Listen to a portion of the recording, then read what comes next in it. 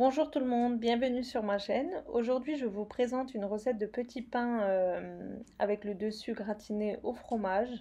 À l'intérieur, on va mettre de la pomme de terre. C'est ce qui va apporter un moelleux extraordinaire.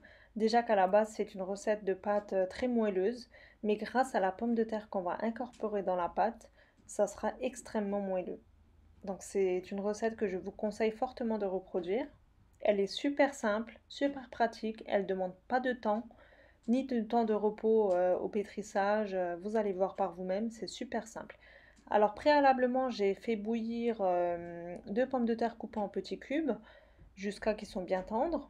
Je les ai égouttées et une fois qu'elles ont légèrement refroidi, ben, je les écrase à la fourchette. En fait, il ne faut pas qu'il reste des gros morceaux de pommes de terre.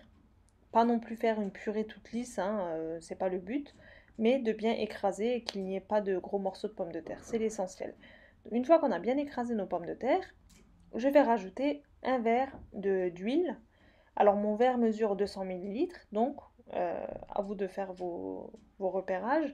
Ensuite, je rajoute 400 millilitres de lait tiède, c'est très important. 2 cuillères à soupe de sucre et une bonne cuillère à café de sel. Là, moi, actuellement, j'ai utilisé une cuillère à soupe, c'est pour ça que je vous dis une bonne cuillère à café. Ensuite, j'ai 4 œufs. Je sépare deux jaunes pour garder pour la dorure sur le dessus. Donc, dans la pâte, j'ai mis 2 œufs entiers ainsi que les deux blancs des jaunes que j'ai séparés. Ensuite, j'émiette ma levure fraîche qui pèse 42 grammes. Vous êtes nombreuses à me demander le poids de la levure aussi. Donc, c'est un cube de 42 grammes. Je la fais fondre dans le liquide qui est tiède, hein. Ça c'est très important car sinon votre pâte ne lèvera pas. La levure ne fera pas son effet. Une fois que j'ai fait bien fondre ma levure, je peux commencer à incorporer ma farine. Alors au début, on va la verser progressivement. Il faut qu'on obtienne une pâte très souple, légèrement collante aux doigts. Surtout, surtout ne pas faire une pâte qui est très dure dès le départ. Sinon, vos pains ne seront pas moelleux, donc ça ne sera pas rattrapable à la cuisson. Donc dès le départ, il faut réussir à faire une pâte bien souple. Surtout ne pas incorporer la farine d'un coup. Alors moi, avec les mesures là, j'ai utilisé un paquet de farine, c'est-à-dire 1 kg, et c'était pas suffisant. Donc après, par la suite, j'ai dû rajouter l'équivalent de 2 cuillères à soupe de farine pour ramasser ma pâte comme ceci, vous voyez. Donc après 1 kg de farine, versez vraiment très progressivement la farine. Surtout pas d'un coup, car si vous obtenez une pâte dure, ça, vous n'aurez pas des pains moelleux en fait. Et une fois que je pense que la texture est bonne, je pétris au moins 5 minutes. Là, je ne l'ai pas fait au robot parce que vous étiez nombreux à me demander de faire des pâtes à la main. Ça vous plaît bien. Voilà, donc la texture de la pâte, elle est comme ça, assez souple, qui colle légèrement au doigt. Et voilà, donc si vous respectez les mesures que j'ai dit, normalement, vous devez avoir une pâte comme ceci. Et là, l'avantage de cette recette, c'est qu'on va façonner nos boules directement. Donc il n'y a pas de temps de repos une fois avoir pétri la pâte. Je fais des petites boules d'environ la taille d'une mandarine, hein. Pas trop grosses non plus car elles vont quand même gonfler à la cuisson. Donc même si elles vous paraissent petites au début, ben, n'ayez crainte, ça va bien gonfler à la cuisson. Je les aplatis légèrement. Donc je fais pareil avec toute ma pâte.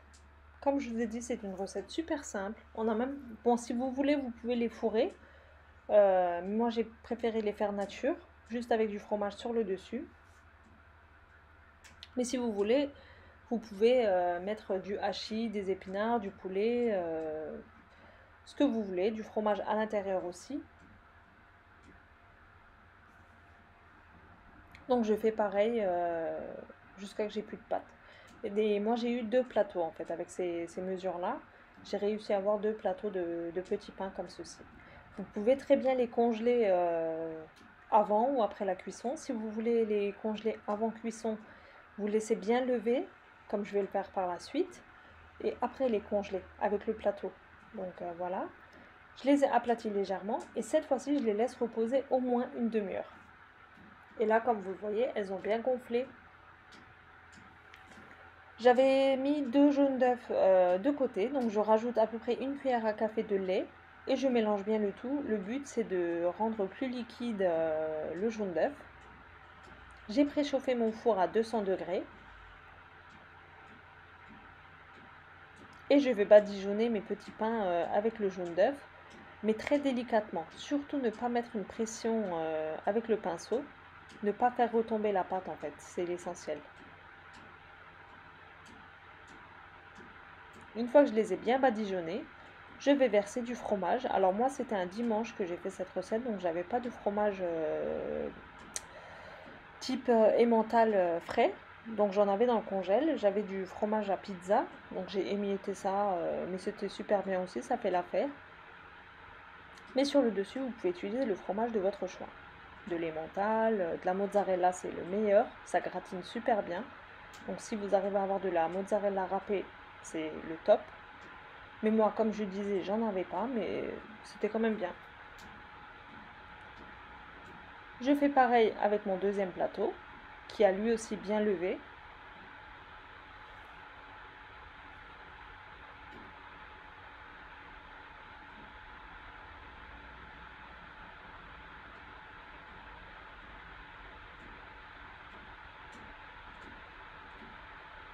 Si vous n'aimez pas le fromage, vous pouvez très bien mettre du sésame ou des graines de pavot, pas forcément du fromage.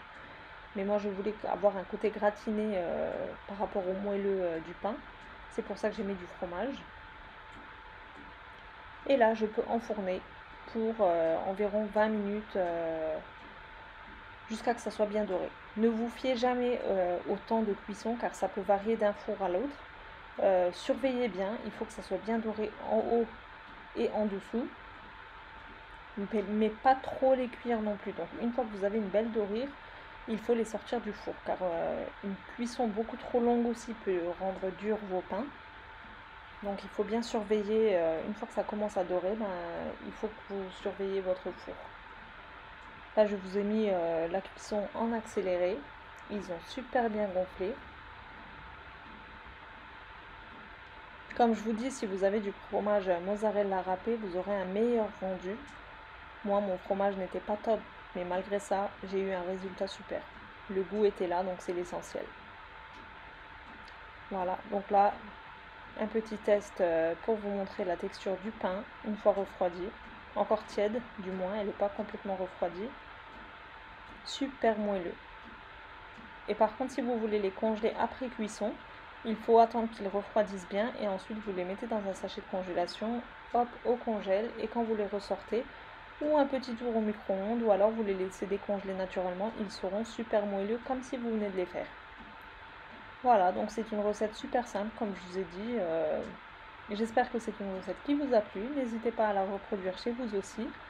J'attends vos commentaires par rapport à cette recette. J'aimerais vraiment votre avis, ce que vous avez pensé de cette recette. Et si vous n'êtes toujours pas abonné à ma chaîne, ben, n'hésitez pas à le faire et à activer la petite cloche. Comme ça, dès que je publie des recettes, ben, vous aurez une notification. Voilà, donc c'est tout pour moi pour aujourd'hui. J'espère que cette vidéo vous aura plu. Je vous dis à bientôt pour une prochaine recette. Bye bye!